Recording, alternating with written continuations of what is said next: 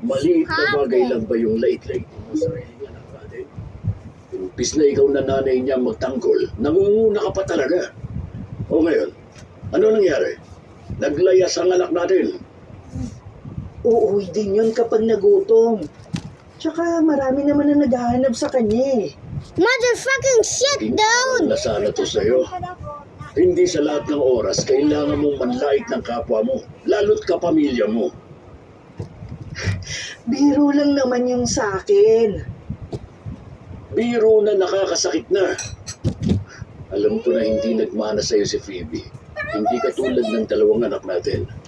Pero kailangan bang ipangalandakan mo pa sa harap pa mismo ng mga kakilala natin? O sige, para matapos na lang ito pagbalik niya. Hihingi ko ng sorry.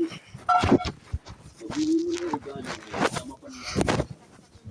Kaya ay makahanap ka ng Kung magpakatotoo, Motherfucking shit, you dummy. pero maganda si Phoebe kahit hindi naman. Tanga, baboy. Ano siya eh? Jump. Hindi katulad ng ate at kuya niya na kamukha ko. ikaw kasi kami nagsasalita. Manlalain na lang ang mga pati kami mag-ama. Biktima ng Manila.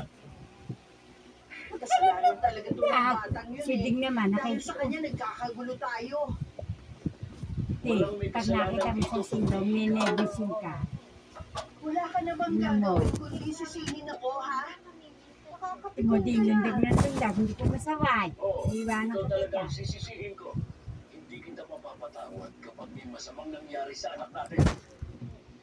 Oh, saan ka pupunta? Nag-uusap pa tayo, Luisito.